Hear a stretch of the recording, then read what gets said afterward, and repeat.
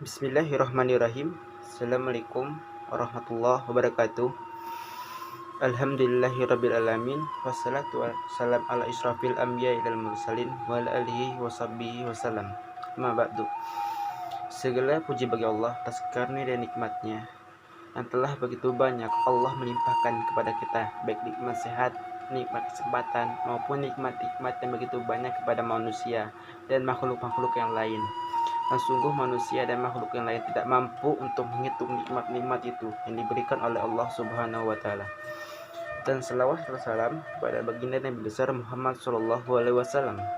Allahumma sholli ala sayyidina Muhammad wa ala ali sayyidina Muhammad, yang telah membimbing manusia dari zaman kebodohan ke zaman kecerdasan, dari zaman kegelapan ke zaman terang menerang. Dan tak lupa kepada para sahabatnya, para keluarganya, dan semoga kita mendapatkan syafaat beliau. Amin amin ya rabbal alamin.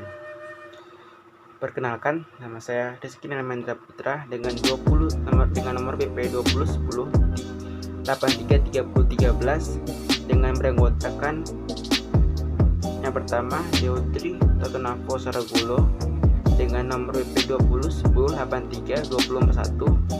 Yang kedua Irfan Pratama dengan nomor BP 2010833009. Yang ketiga Leni Anindita nomor BP 2010832009, dan saya sendiri yaitu Rizky Nalmendra Putra dengan nomor BP 2010833013. Yang kelima Siti Sarah dengan nomor BP 2010832005. Yang terakhir adalah Ulfi Purnama Septianingsih nomor BP 2010832013. Kami akan mempresentasikan tentang Ibnu Khaldun. Pertama adalah biografi dan kondisi sosial pada masa hidup Ibnu Khaldun. Biografi Ibnu Khaldun yang pertama. Ibnu Khaldun nama lengkapnya adalah Abu Zaid Abdurrahman Ibnu Muhammad Ibnu Khaldun Al-Hadrimi. Lahir pada 27 Mei 1332, meninggal pada 19 Maret 1406 pada umur ke-73. Beliau adalah seorang sejarawan muslim dari Tunisia dan sering disebut sebagai bapak pendiri ilmu historiografi, sosiologi, dan ekonomi. Beliau dikenal sebagai sejarawan dan bapak sosiologi Islam yang hafal Al-Quran sejak usia dini. Sebagai ahli politik Islam, ia pun dikenal sebagai bapak ekonomi Islam karena pemikirannya terhadap teori ekonomi yang logis dan realitas jauh telah dikemukakan sebelum Adam Smith pada tahun 1723 dan 1790, dan David Ricardo pada tahun 1772 sampai 1823 yang mengemukakan teori-teori ekonomi. Riwayat hidup Ibnu Khaldun. Kondisi sosial masyarakat pada masa Ibnu Khaldun merupakan masa kemunduran. Hal ini merupakan konsekuensi dari adanya konflik yang melanda dunia Islam Timur dan juga Barat. Konflik, intrik, perpecahan, dan kericuhan meluas dalam kehidupan politik dan setiap orang berupaya untuk mencapai kekuasaan. Ibnu Khaldun dilahirkan dari keluarga politisi dan juga intelektual. Tradisi intelektual yang telah ia warisi sedari kecil menjadikan jalan hidupnya yang ditandai dengan berbagai macam pekerjaan dan kehidupan ilmiah telah membentuk pula kerangka berpikirnya dengan realistis dan juga rasional. Ibnu Khaldun adalah seorang aktivis dan juga pemikir politik. Ia menghabiskan seluruh umurnya dalam pertarungan dan petalangan politik di kurun waktu dan juga bagian dunia tempat di mana ia hidup. Keterlibatan Ibnu Khaldun di bidang politik praktis saat usianya belum mencapai 20 tahun. Pada mulanya ia menjabat sebagai tukang stempel surat pada pemerintahan Abu Muhammad Ibnu Tafwaki. Pada tahun 1362, Ibnu Khaldun bergabung dengan pemerintahan Muhammad I dari Granada. Kehidupan politik Ibnu Khaldun yang cenderung selalu berubah dari pemerintahan yang satu ke pemerintahan yang lain menunjukkan ambisi dan hasrat besarnya dalam bidang tersebut. Hal ini dikomentari oleh Smith bahwa ia dengan mudah mengubah kesetiaannya, meninggalkan seorang tuan dan mengabdi kepada tuan yang lainnya. Dengan lihai ia memanfaatkan keberhasilan mereka. Karya Ibnu Khaldun. Ibnu Khaldun berpikir bahwa politik adalah pekerjaan yang berbahaya, dan ia mulai menulis seperti sajak, surat, Sokat, dan juga karya-karya lain yang banyak diakui oleh dunia.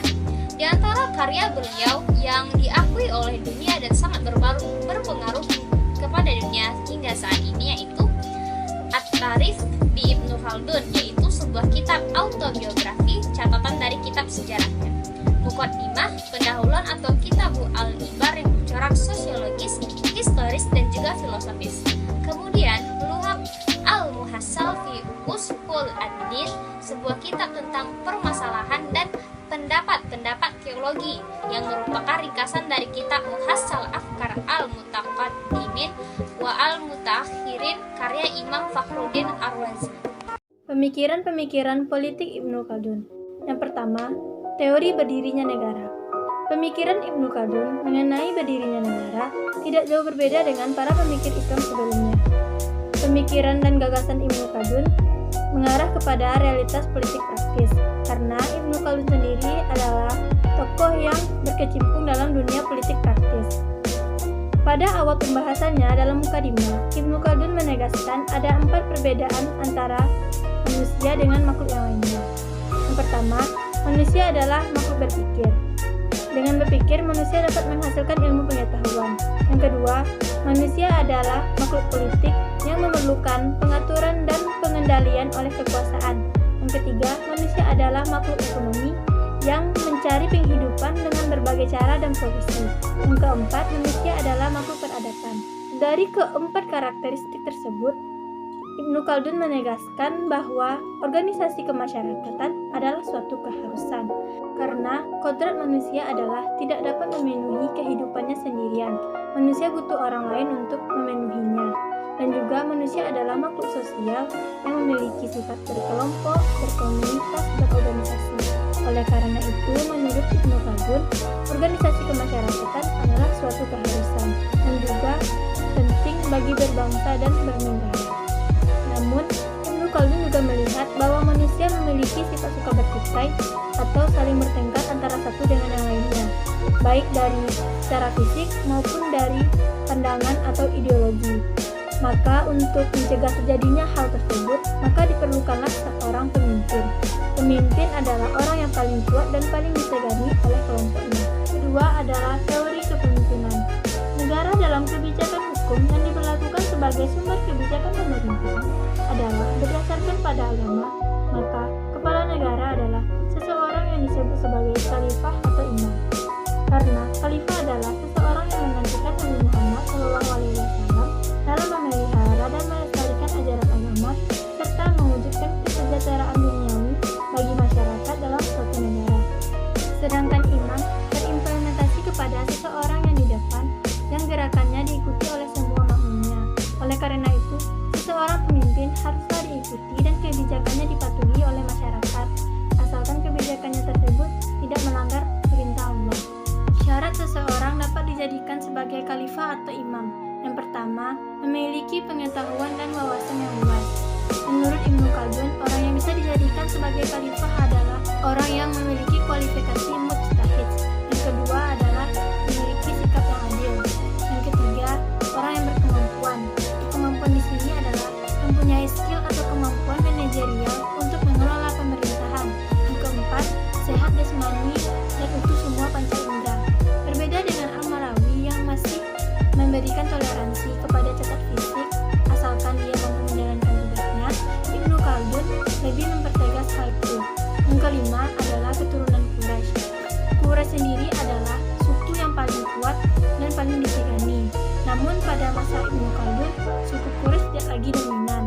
Karena itu, ia memberikan tafsiran kontekstual bahwa yang memiliki kemampuan setara dengan kemampuan suku Quraisy dapat dikelompokkan dalam syariat ini. Hal ini juga didukung oleh solidaritas kelompok atau asyabiyah. Pengangkatan seorang pemimpin. Dalam fikih siasah disebutkan bahwa pengangkatan seorang pemimpin bisa menggunakan salah satu dari 2 prosedur, yaitu penunjukan dari pemimpin terdahulu kepada seseorang yang dipercayainya untuk menjadi penggantinya. Yang kedua, baiat wakil-wakil umat, jika para wakil rakyat mempunyai pendapat yang berbeda tentang calon pemimpinnya. Sikap seorang pemimpin. Yang pertama, perhatiannya harus ditujukan untuk kesejahteraan rakyat. Yang kedua, harus mengawasi sistem kerja aparatnya dan selalu mempunyai informasi tentang mereka. Yang ketiga, seorang pemimpin harus selalu terbuka dalam hal menerima keluhan rakyatnya dan berusaha memenuhinya. Yang keempat, seorang pemimpin merasa bahwa kekuasaan itu merupakan suatu beban yang nantinya akan dipertanggungjawabkan di hadapan Tuhan.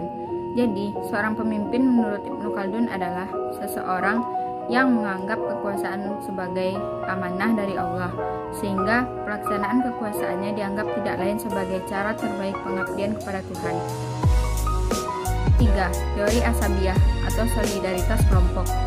Menurut Ibnu Khaldun, karena pemimpin hanya dapat dilaksanakan dengan kekuasaan, maka seorang pemimpin harus mempunyai solidaritas kelompok yang kuat. Tanpa solidaritas kelompok, pemimpin akan sulit memperoleh legitimasi dan tidak akan bertahan memimpin kelompok tersebut. Oleh karena itu, Ibnu Khaldun menyimpulkan bahwa kuat lemahnya suatu negara sangat bergantung pada rasa solidaritas kelompok. Ibnu Khaldun menjelaskan bahwa asabiyah adalah rasa bangga terhadap kerabat atau saudara-saudara yang memiliki hubungan darah. Hal itulah yang melahirkan semangat saling mendukung dan saling tolong-menolong. Ibnu Khaldun sendiri menganggap bahwa asabiyah sebagai suatu kekuatan dan pengaruh yang didasarkan atas kesamaan. Kesamaan itu tidak hanya kesamaan yang didasarkan atas ikatan darah, tetapi juga didasarkan atas pengetahuan yang lebih luas tentang persaudaraan. Adapun tugas asabiyah dalam kehidupan masyarakat menurut Ibnu Khaldun sangat dominan. Asabiyahlah yang telah menjadi motor dari kekuatan dan dapat dikatakan menjadi penggerak utama dari sejarah manusia. Ibnu Khaldun berpandangan tujuan asabiyah adalah untuk mewujudkan al-mulk, karena asabiyah mampu memberikan perlindungan, menumbuhkan pertahanan bersama, sanggup mendasarkan tuntunan-tuntunan dan kegiatan lain. Dengan kata lain bahwa tujuan dari asabiyah adalah superioritas. Selanjutnya, faktor yang dapat meningkatkan asabiyah adalah terjadinya silaturahmi antar sanak saudara, bangga terhadap sanak saudara, serta akhirnya rasa tidak rela jika saudaranya diperlakukan tidak adil.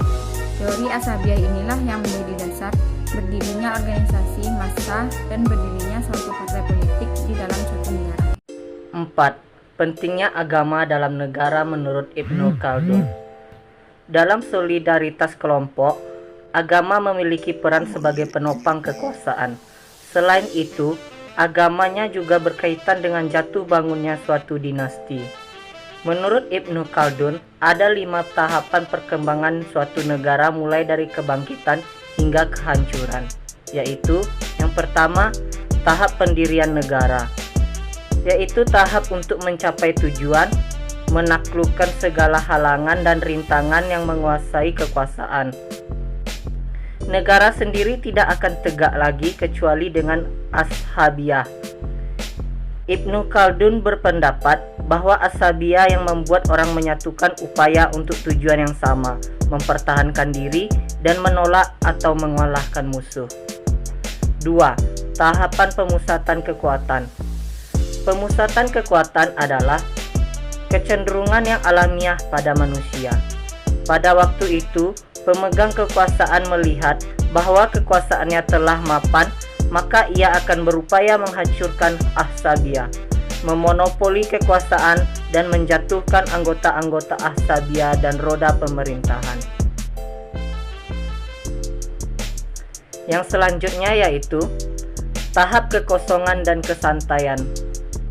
Tahap untuk menikmati buah kekuasaan seiring waktu manusia seperti mengumpulkan kekayaan, mengabadikan peninggalan-peninggalan, dan meraih kemegahan. Negara pada tahap ini sedang berada pada puncak perkembangannya. Yang keempat, tahap ketundukan dan tahap kemalasan. Pada tahap ini, negara dalam keadaan statis, tidak ada perubahan apapun yang terjadi. Negara seakan-akan sedang menantikan permulaan akhir kisahnya. Yang kelima, tahap foya-foya dan penghamburan kekayaan. Negara telah memasuki masa ketuaan dan dirinya telah diliputi penyakit kronis yang hampir tidak dapat ia hindari dan terus menuju keruntuhan. Dari tahapan bangun jatuhnya suatu dinasti, Ibnu Khaldun memandang bahwa agama memiliki peranan penting. Menurutnya, kehancuran suatu dinasti atau negara didahului oleh tidak berjalannya peran strategis agama dalam mengarahkan kekuasaan. Hal ini didasarkan realitas politik dinasti-dinasti Islam yang dilihatnya. Pada dinasti itu, agama tidak dijadikan lagi sebagai pengarah perilaku manusia, sehingga manusia sibuk dengan kemewahan, lupa daratan dan tidak memperhatikan nilai-nilai kemanusiaan. Sehingga wajar saja Ibnu Khaldun menganggap kehancuran dinasti demikian hanya menunggu waktu saja. Poin selanjutnya, pemikiran Ibnu Khaldun tentang bentuk pemerintahan. Ada 3 bentuk pemerintahan menurut Ibnu Khaldun, yaitu 1. Pemerintahan yang natural atau syasah tatia, yaitu pemerintahan yang membawa masyarakatnya sesuai dengan tujuan nafsu. Artinya, seorang raja dalam memerintah kerajaan lebih mengikuti kehendak dan hawa nafsunya sendiri dan tidak memperhatikan kepentingan rakyat. Yang akibatnya rakyat sukar mentaati dan akibatnya timbulnya teror, penindasan, dan anarki. Pemerintahan jenis ini pada zaman sekarang menyerupai pemerintahan otoriter, individualis, autokrasi, atau inkonstitusional. 2. Pemerintahan yang berdasarkan nalar atau siasah akhinya, yaitu pemerintahan yang membawa rakyatnya sesuai dengan rasio dalam mencapai kemaslahatan duniawi dan mencegah kemudaratan. Pemerintahan yang berdasarkan undang-undang yang dibuat oleh para cendekiawan dan orang pandai. Bentuk pemerintahan seperti ini dipuji di satu sisi, tapi dicela di satu sisi.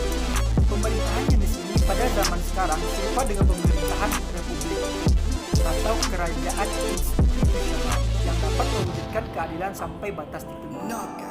3. Pemerintahan yang berlandaskan agama atau syasah diniyah, yaitu pemerintahan yang membawa semua rakyatnya sesuai dengan tuntunan agama, baik yang bersifat keduniawian maupun keukhrawian. Menurut Ibnu Khaldun, model pemerintahan seperti inilah yang terbaik, karena dengan hukum yang bersumber dari ajaran agama akan terjamin tidak saja keamanan dan kesejahteraan di dunia, tetapi juga di akhirat. Dan karena yang dipakai sebagai azas kebijaksanaan pemerintahan itu adalah ajaran agama, khususnya Islam, maka kepala negara disebut dengan khalifah dan imam.